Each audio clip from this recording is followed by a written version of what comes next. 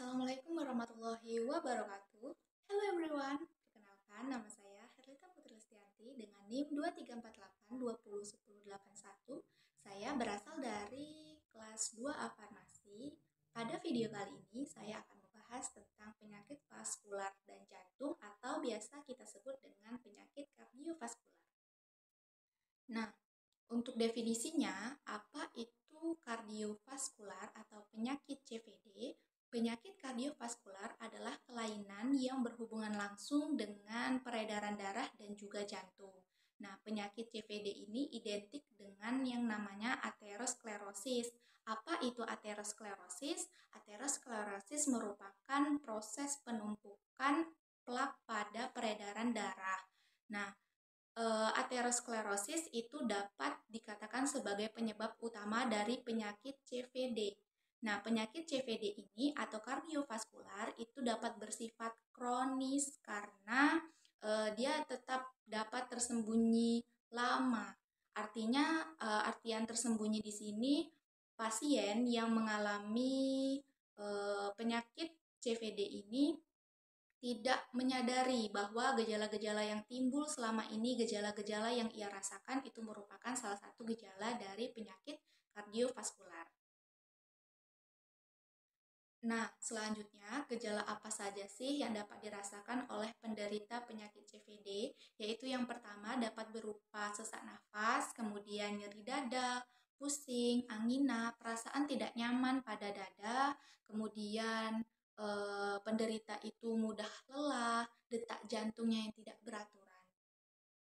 Nah, kemudian untuk faktor resiko dari penyakit kardiovaskular itu yang pertama ada obesitas, kemudian ada alkohol, umur, terus ada aktivitas fisik, pola diet, kemudian ada hipertensi dan merokok. Nah, kenapa obesitas ini menjadi faktor resiko dari kardiovaskular? Karena penderita obesitas itu tidak memandang makanan apa saja yang ingin dia konsumsi. Zat-zat apa saja yang terkandung dalam makanan tersebut. Nah, apabila pola makannya itu tidak terjaga, maka ditakutkan terjadinya penumpukan plak. Penumpukan plak ini dapat berupa kalsium, kolesterol, ataupun lemak. Nah, apabila penumpukan plak ini terjadi di pembuluh darah, maka itu kita sebut dengan aterosklerosis. Nah, itu juga akan berdampak pada kesehatan kardio dan juga vaskular kita. Kemudian hipertensi. Kenapa hipertensi juga menjadi faktor resiko dari kardiovaskular? Karena hipertensi itu kan tekanan darah yang tinggi. Nah, tekanan darah yang tinggi itu dapat disebabkan dengan adanya penyempitan pembuluh darah. Nah, itu tadi penyempitan pembuluh darah bisa disebabkan dengan penyumbatan plak. Nah, apabila hal itu terus-menerus terjadi, maka otot jantung akan bekerja lebih keras. Jantung itu memompa darahnya akan lebih keras lagi. Nah, ketika itu dibiarkan secara terus-menerus, maka akan menyebabkan penyakit kardiovaskular dan juga tidak baik bagi kesehatan kita. Nah, kemudian kita masuk ke uji diagnostik pada penyakit kardiovaskular.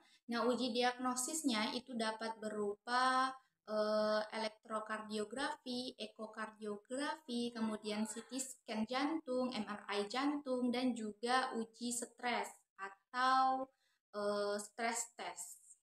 Kemudian kita lanjut ke macam-macam penyakit dari kardiovaskular, yaitu yang pertama ada yang namanya aterosklerosis, kemudian yang kedua itu ada jantung koroner, yang ketiga itu ada gagal jantung, yang keempat ada yang namanya hipertensi, kemudian yang kelima adalah arteri perifer atau perifer arteri disease PAD.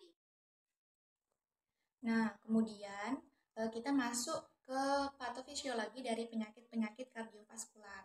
Nah, penyakit yang pertama itu aterosklerosis. Nah, aterosklerosis adalah kondisi di mana terjadinya penyumbatan arteri karena plak. Nah, seperti yang sudah dijelaskan tadi, plak itu dapat berupa kalsium, kolesterol, ataupun lemak. Nah, yang terdapat di aliran darah arteri. Kemudian di slide PPT di situ juga ada gambar perbandingan antara pembuluh arteri yang normal dengan pembuluh arteri yang terjadi penyumbatan plak. Nah, penyumbatan plak itu akan mengakibatkan aliran darah itu semakin kencang karena penyumbatan itu menjadikan arteri itu lebih sempit. Nah, di sini kita masuk ke patofisiologi dari aterosklerosis. Nah, itu dimulai dari sel darah putih monosit yang pindah ke dinding arteri, kemudian diubah menjadi sel-sel yang dapat mengumpulkan lemak. Kemudian akan terjadi bercak penebalan lemak di arteri atau disebut dengan ateroma. Kemudian arteri yang telah terkena aterosklerosis atau penyumbatan tadi akan kehilangan kelenturannya. Dan karena ateroma dibiarkan terus tumbuh, maka arteri akan semakin menyempit. Kemudian ateroma akan mengumpulkan endapan kalsium sehingga menjadi rapuh dan bisa pecah. Nah, ketika pengumpulan endapan kalsium itu berhasil, maka ateroma menjadi lebih besar dan lebih mempersempit arteri.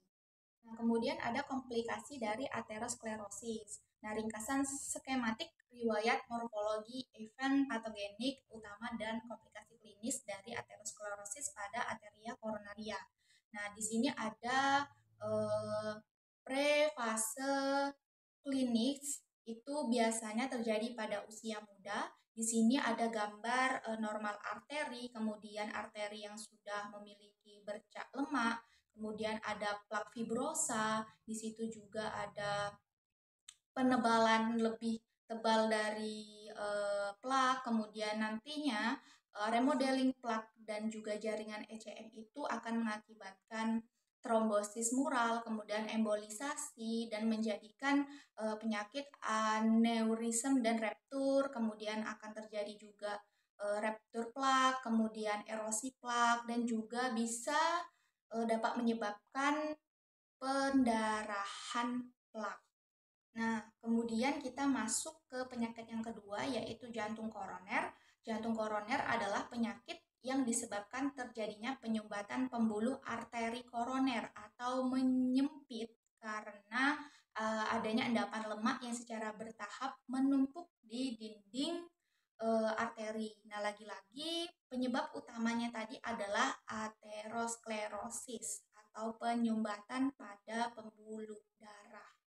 Kemudian untuk patofisiologi dari jantung koroner itu dimulai dari etologi atau aterosklerosis pembuluh koroner itu akan menyebabkan penimbunan lipid dan jaringan fibrosa dalam arteri koroner dan nantinya lumen pembuluh darah akan juga menyempit, resistensi terhadap aliran darah meningkat, kemudian penurunan pembuluh darah vaskuler itu akan melebar, terus terjadinya ketidakseimbangan antara suplai dan kebutuhan oksigen ke miokardium. Nah, nantinya akan menyebabkan infrak miokardium. Ketidakseimbangan antara suplai dan kebutuhan oksigen ke miokardium juga dapat menyebabkan resiko penurunan CO atau cardiac output, kemudian gangguan pertukaran gas dan juga angina, nyeri pada dada. Kemudian penimbunan lipid dan jaringan fibrosa dalam arteri koroner dapat menimbulkan endapan lemak dalam tunika. Nah, regresi sebagian dan sebagian lagi mengembang menjadi plak fibrosa. Nah, plak itu tersebut nantinya akan berkembang lagi menjadi ateroma atau lebih kompleks dari aterosklerosis. Nah, ateroma ini akan menyebabkan pendarahan, kemudian klasifikasi trombosis. Kemudian penyakit yang ketiga itu ada hipertensi. Hipertensi atau tekanan darah tinggi adalah suatu keadaan kronis yang ditandai dengan meningkatnya tekanan darah pada dinding pembuluh darah arteri. Nah, keadaan tersebut akan mengakibatkan jantung bekerja lebih keras untuk memompa darah ke seluruh tubuh melalui pembuluh darah. Nah, kemudian untuk patofisiologi dari hipertensi itu sendiri yaitu ada etiologi, penyempitan pembuluh darah aterosklerosis, kemudian akan mengakibatkan kompensasi vertikal kiri memompa dengan keras, kemudian akan mengakibatkan volume darahnya meningkat. Nah, apabila kompensasi ventrikel kiri memompa dengan keras, itu akan mengakibatkan TD menaik, atau CO, cardiac output, curah jantung itu tadi juga akan ikut menaik. Kemudian apabila itu terjadi, maka penderita akan mengalami pandangan berkunang-kunang, lemas, kaku kudu, terus kemudian sakit kepala, mual, dan juga muntah. Nah, kemudian penyakit yang keempat itu adalah gagal jantung. Nah, gagal jantung adalah keadaan di mana jantung ini tidak mampu untuk memompa darah dengan jumlah yang sesuai yang dibutuhkan oleh tubuh. Nah, pada slide PPT di situ ada perbandingan antara gagal jantung sistolik, kemudian jantung normal, dan ada gagal jantung diastolik. Di mana untuk gagal jantung sistolik itu nantinya otot-otot jantung itu akan melemah. Nah, ketika otot jantung melemah, maka kerja dari jantung pun akan ikut melemah. Kemudian akan mengakibatkan darah yang dipompakan keluar dari ventrikel itu akan lebih sedikit. Kemudian di jantung yang normal kita dapat lihat perbedaan antara otot jantung sistolik dengan jantung yang normal. Jantung yang normal ototnya itu tidak melemah atau sedikit menebal daripada ke gagal jantung sistolik. Kemudian untuk gagal jantung diastolik, di sini jantungnya itu lebih tebal. Otot jantungnya itu lebih tebal dari jantung normal. Nah, ketika ketebalan itu, maka otot jantung pada gagal jantung diastolik itu akan tegang dan kaku. Nah, nantinya kerja jantung juga akan terhambat karena ia tidak dapat rileks secara normal. Nah, hal tersebut juga akan mengakibatkan darah yang masuk ke dalam ventrikel itu jumlahnya juga sedikit. Nah, untuk patofisiologi dari gagal jantung itu sendiri dapat disebabkan dengan adanya penurunan regulasi reseptor-reseptor beta adrenegrik di miokard. Nah, ini langsung dapat menyebabkan gagal jantung berupa disfungsi sistolik maupun diastolik. Kemudian ada juga hormon antidiuretik, kemudian intensifikasi oleh ginjal, resorpsi air dan natrium itu akan mengakibatkan peningkatan tekanan preload, dan itu peningkatan tekanan tersebut akan menyebabkan gagal jantung. Kemudian ada juga aktivitas dari sistem simpatis, renin angiostensin, dan juga sistem adrenal yang itu akan menyebabkan pengisian tahanan pembuluh sistemik dan mengakibatkan terjadinya peningkatan afterload, peninggian impedans, dan peningkatan tersebut akan mengakibatkan gagal jantung. Kemudian gagal jantung sendiri yang berupa disfungsi diastolik maupun sistolik itu akan menyebabkan penurunan relatif curah jantung atau cardiac output, kemudian akan berdampak pada mekanisme kompensasi yang berupa aktivitas sistem simpatis, renin angiostensin, kemudian sistem adrenal, yang berdampak juga pada norepinefrin, aldosteron, dan kortikosteroid. PPT ada mekanisme kompensasi neurohormonal, yaitu penurunan curah jantung atau cardiac output itu akan berpengaruh kepada peningkatan sistem saraf simpatis, peningkatan sistem RAAS, dan peningkatan hormon antidiuretik hormon. Nah, itu nantinya peningkatan sistem saraf simpatis juga berpengaruh kepada peningkatan kontraktilitas, peningkatan laju debar jantung, kemudian peningkatan sistem RAAS itu berpengaruh kepada vasokonstriksi dan juga peningkatan volume sirkulasi, begitu pula pada peningkatan hormon ADH. Nah, nantinya peningkatan laju lebur jantung itu akan meningkatkan curah jantung atau CO tadi. Nah, untuk vasokonstriksi itu akan menyebabkan anteriolar berkurang, kemudian mempertahankan tekanan darah, kemudian akan meningkatkan pengisian isi sekuncup, begitu pula pada peningkatan hormon ADH. Kemudian penyakit yang kelima itu ada namanya arteri perifer atau perifer arteri disease, PAD. Itu merupakan penyakit yang terjadi akibat akumulasi plak atau penyumbatan plak berupa lemak dan kolesterol pada arteri yang terletak di kungkai atau bagian kaki dan juga lengan. Hal ini dapat mempersulit darah untuk membawa oksigen dan juga nutrisi ke jaringan di area tersebut.